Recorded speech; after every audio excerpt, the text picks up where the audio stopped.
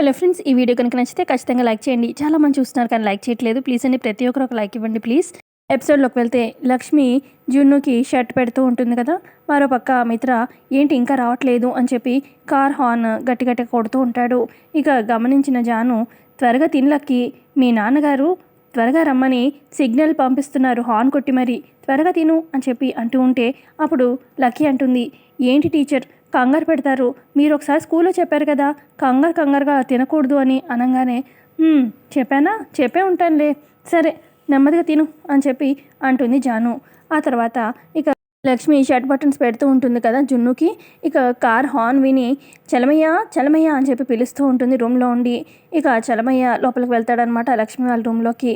ఇక ఇక్కడ జాను వింటుందన్నమాట లక్ష్మి గొంతు. ఈ గొంతు నాకు బాగా తెలిసిన వాళ్ళ గొంతులా అనిపిస్తుంది అని చెప్పి అనుకుంటుందన్నమాట మనసులో.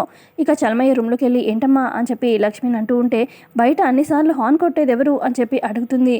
అప్పుడు చలమయ్య అంటాడు, అది అమ్మ, లక్కీ పాపని తీసుకెళ్ళడానికి వాళ్ళ నాన్నగారు వచ్చారు, కారులో ఉన్నారు, అది రమ్మని అన్నట్టుగా సిగ్నల్ కోసం అని చెప్పి హార్న్ కొడుతున్నట్టున్నారు అని చెప్పి అనగానే, ఓ అవునా అలాగా అని చెప్పి అంటుంది లక్ష్మి. ఇక అక్కడే ఉన్న జున్ను, ఓ లక్కీ వాళ్ళ ఫాదర్ వచ్చారా, అసలు ఆయన్ని తలుచుకుంటేనే చిరాకు వచ్చేస్తుందమ్మా, అసలు లోకంలో ఎవ్వరికి పిల్లలు లేనట్టుగా ఆయన బిహేవియర్ అని చెప్పి అనగానే, అదేంటి ఆయనకి ముందే తెలుసా అని చెప్పి లక్ష్మి అడుగుతుంది. అప్పుడు జున్ను అంటాడు, తెలుసులే అమ్మా, ఇప్పుడు ఆయన గురించి పరిచయం అదంతా చెప్పి నా మూడు పాడు చేసుకోదలుచుకోలేదు, అసలే నేను ఇప్పుడు హ్యాపీగా ఉన్నాను అని చెప్పి జున్ను అంటాడు. మరోపక్క మిత్ర చూస్తూ ఉంటాడు, ఏంటి ఎంతసేపటికి రారు అని చెప్పి ఇక కార్ దిగి ఇంట్లోకి నడుచుకుంటూ వస్తూ ఉంటాడనమాట. మరోపక్క జున్ను అంటాడు లక్ష్మితోని, అమ్మ బయట లక్కీ వెయిట్ చేస్తుంది కదా, నువ్వు వెళ్ళు, ఈ కోట్ నేను వేసుకుంటాలే అని చెప్పి అంటాడు. సరే అయితే అని చెప్పి ఇక లక్ష్మి బయటికి వస్తూ ఉంటుంది. మరోపక్క మిత్ర ఇంట్లోకి వస్తాడు. ఇక హాల్లో అటు ఇటు చూడగానే అక్కడే జాను అలాగే లక్కీ కనిపిస్తారు. ఇక మిత్ర వచ్చి, ఏంటి లక్కీ ఎన్నిసార్లు హార్న్ కొట్టాను, త్వరగా రా పద వెళ్దాము అని చెప్పి అనగానే, ఒక్క నిమిషం డాడీ, జున్ను వాళ్ళ మమ్మీకి చెప్పేసి వెళ్దాము అనగానే, ఏమీ అవసరం లేదు పద అని చెప్పి మిత్ర అనడంతో, సరే డాడీ అని చెప్పి ఇక బ్యాగ్ తగిలించుకొని లంచ్ బాక్స్ తీసుకొని ఇక జాను లక్కీ మిత్ర వెనకాలే వస్తూ ఉంటారు. ఇక ఇంటి బయట అడుగు పెట్టే ముందు ఇక మిత్ర ఇలా అనుకుంటాడు, అసలు ఈ టెండర్ కోడ్ వేసింది ఈ అర్జున్ వాళ్ళ ఇంట్లో ఉన్న ఎవరో లేడీ అన్నారు కదా, ఆ లేడీ ఎవరై ఉంటారు అన్నట్టుగా ఆలోచిస్తూ ఉంటాడనమాట మిత్ర ఇంట్లో నుంచి బయటకు వెళ్లకుండా. అప్పుడు లక్కీ అంటుంది, ఏంటి నాన్న ఆలోచిస్తున్నావు, వెళ్దామన్నావు కదా పద అని చెప్పి ఇక ఇంట్లో నుంచి బయటకు వచ్చేసి ఇక కారుకి స్టార్ట్ అవుతూ ఉంటారు. మరోపక్క ఇక లక్ష్మి వస్తుందన్నమాట హాల్లోకి. లక్కీ ఏది అన్నట్టుగా చూస్తూ ఉంటుంది అటు ఇటు. చలమయ్య లక్కీ ఏది అని చెప్పి అడగంగానే, అది వాళ్ళ నాన్నగారు ఇందాకేదో అర్జెంట్ పని ఉన్నట్టుంది, అందుకే అన్నిసార్లు హార్న్ కొట్టారు, ఇంక అందుకే ఆయనే తీసుకెళ్ళి ఉంటారు అని చెప్పి చలమయ్య అన్నంతో, సరే అయితే మన కారు రెడీ చేయమని చెప్పండి, మేము కూడా పార్టీకి రెడీ అవుతాము అని చెప్పి లక్ష్మి అంటుంది. మరోపక్క అరవింద ఇంట్లో బామ్మకి ల్యాప్టాప్లో ఏదో చూపిస్తూ ఉంటాడనమాట వివేక్. అదే టైంకి అరవింద వచ్చి, ఏంటి వివేక్, మిత్రని పంపించావు కదా, లక్కీని పికప్ చేయించుకోవడానికి నువ్వు వెళ్ళాల్సింది కదా అని చెప్పి అరవింద అంటూ ఉంటే, అప్పుడు అక్కడికి దేవి అని వచ్చి, వీడిని ఇలాగే పికప్లు డ్రాపుల కోసం స్కూల్కి పంపించామంటే అక్కడ అదిగో ఆ జాను తగులుకుంటుంది వివేక్ని అని చెప్పి అంటుంది. అప్పుడు అరవింద అంటుంది, దేవి అని, ఇంకెన్ని రోజులు నానుస్తావు, పాపం ఇక్కడ వివేక్ ఏమో ఎవరిని పెళ్లి చేసుకోకుండా జాను కోసం ఎదురు చూస్తున్నాడు, అక్కడ జాను కూడా వివేక్ కోసం ఎదురు చూస్తుంది, నువ్వు ఒప్పుకోవచ్చు కదా వీళ్ళ ప్రేమని అనగానే, ఏంటక్క ఒప్పుకునేది, ఆ లక్ష్మి వల్ల ఇల్లు ఎంత సర్వనాశనం అయిపోయిందో చూస్తూనే ఉన్నాను, ఇంకా వాళ్ళ చెల్లి దరిద్రాన్ని కూడా తీసుకొచ్చి ఈ ఇంటికి బురదంతా అంటించాలా, నా వల్ల కాదు, ఆ జాను నా ఇంటి కోడలు అవ్వదు అన్నట్టుగా దేవి అని చెప్తూ ఉంటే, ఎందుకు ఇంకా అలా మాట్లాడతావు, అయినా లక్ష్మి ఏం చేసిందని ఇంకొకసారి లక్ష్మి గురించి ఇలా మాట్లాడితే అస్సలు ఊరుకోను, లక్ష్మి చేసిన మంచి అంతా మర్చిపోయావా అని చెప్పి అరవింద్ అంటూ ఉంటే, అది ఏం మంచి చేసింది, అది చేసిన చెడే గుర్తుంది నాకు ఇంకా అని చెప్పి, అసలు మనం రోడ్డు మీద పడ్డాము ఆ లక్ష్మి వల్ల అని చెప్పి దేవి అని అంటుంది. ఆ లక్ష్మి వల్ల మన పరువు పోయింది చాలా, ఇక వాళ్ళ చెల్లిని కూడా తీసుకొచ్చి ఈ ఇంటి కోడలు చేయదలుచుకోలేదు, ఇంకెప్పుడు వీళ్ళిద్దరు ప్రేమ గురించి పెళ్లి గురించి నా దగ్గర మాత్రం టాపిక్ తీసుకురాకండి అని చెప్పి దేవి అని కోపంగా వెళ్ళిపోతుంది. మరోపక్క ఇక మిత్ర ఇంటికి చేరుతాడనమాట. ఇక కారులో నుంచి లక్కీ దిగుతుంది. జాను కూడా కారులో నుంచి దిగి, బావగారు నేను ఇంటికి వెళ్ళిపోతాను అనగానే, అప్పుడు మిత్ర, అయ్యో జాను నీ గురించే మర్చిపోయాను, నేను డ్రాప్ చేయడం మర్చిపోయాను అనగానే, పర్వాలేదు బావగారు నేను వెళ్తాను అని చెప్పి అంటూ ఉంటుంది జాను. అప్పుడు లక్కీ అంటుంది, టీచర్ ఆగండి, మనము ఫ్రెండ్ బర్త్డే పార్టీకి వెళ్ళాలి కదా, నాన్న నువ్వు కూడా ఫ్రెండ్ బర్త్డే పార్టీకి రావాలి అని అంటూ ఇక జానుకి కన్ను కొడుతుంది చెప్పొద్దు అన్నట్టుగా. ఇక అప్పుడు మిత్ర అంటాడు, మీ ఫ్రెండ్ బర్త్డే పార్టీకి నేనెందుకు, సర్లే చూద్దాంలే అని చెప్పి ఇక మిత్ర ఇంట్లోకి వెళ్తాడు. ఇక జానుతో లక్కీ ఇలా అంటుంది, బర్త్డే ఫంక్షన్ అని చెప్పి అబద్ధం చెప్పేవేంటి, అక్కడికి వెళ్ళాకైనా తెలిసిపోతుంది కదా అని చెప్పి జాను అంటూ ఉంటే, అక్కడికి వెళ్ళాక తెలుస్తుందిలే మా డాడీకి.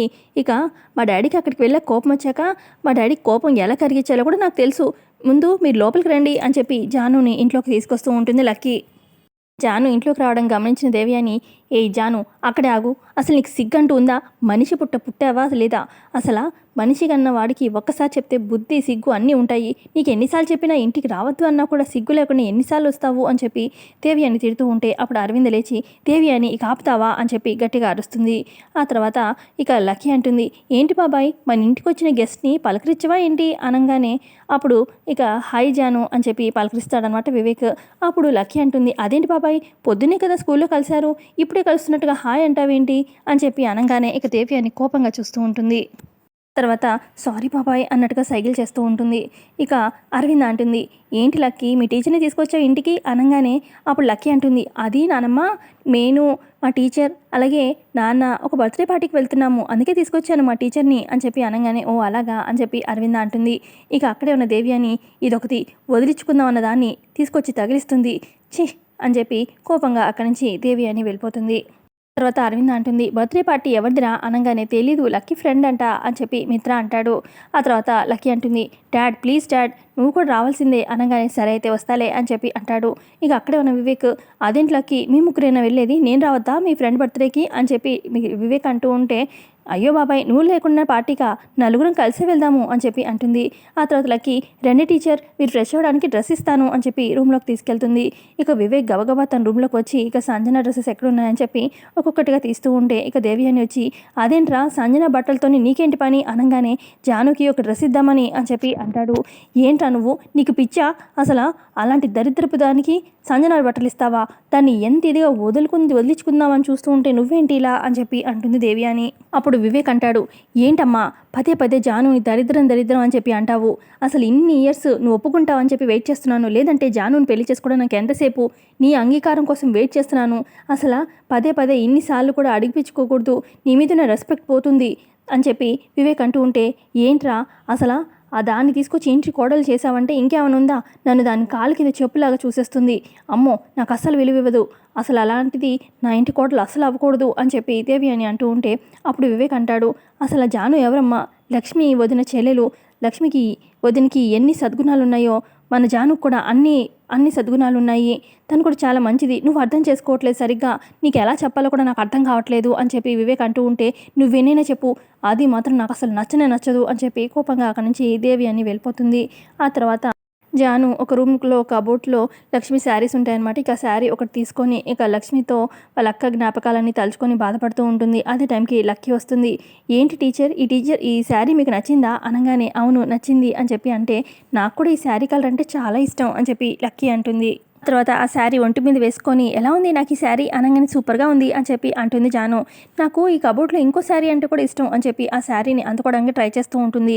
ఇక ఏమైంది లక్కీ అనగానే, ఆ శారీ నాకు అందడం లేదు తీసిస్తారా అని చెప్పి లక్కీ అడగడంతోని, ఒక్క నిమిషం నేను తీస్తాను అని చెప్పి ఇక జాను ఆ కబోర్డ్లో ఆ శారీ తీయబోతూ ఆ శారీ కింద వాళ్ళ అక్క బావగారి ఫోటో పెళ్లి ఫోటో కనిపిస్తుందనమాట.